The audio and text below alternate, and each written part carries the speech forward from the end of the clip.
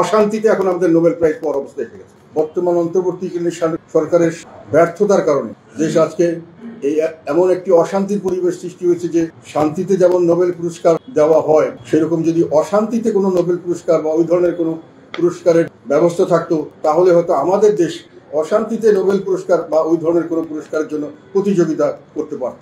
অশান্তিতে এখন আমাদের নোবেল প্রাইজ পাওয়ার অবস্থা এসে গেছে। তার কারণ কি?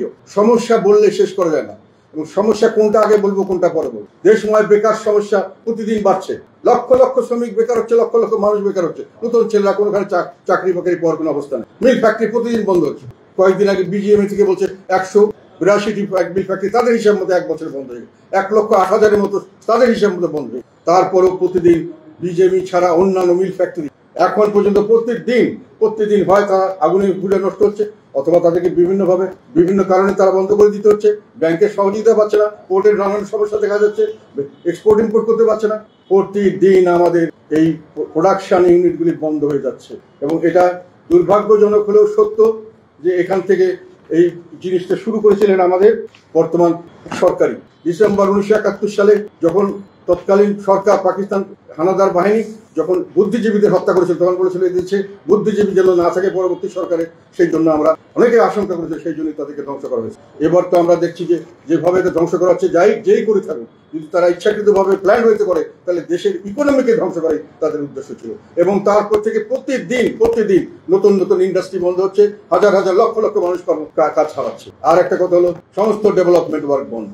ডেভেলপমেন্ট ওয়ার্কের টাকা, বিদেশি টাকা বাইরে চলে যায়, কোনো বিনিয়োগ হচ্ছে না, নতুন মিল ফ্যাক্টরি হচ্ছে না, দেশি বিদেশি।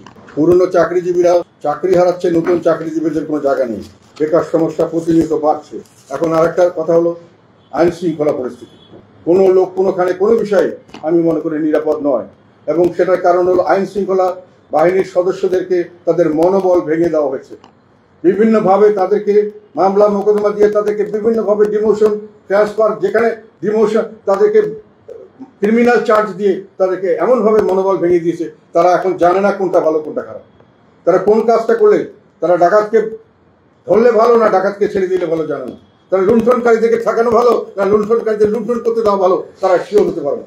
দেশের দ্রব্যমূল্যের ঊর্ধ্বগতি, কোনো ক্রমে দ্রব্যমূল্যের ঊর্ধ্বগতি কমছে না।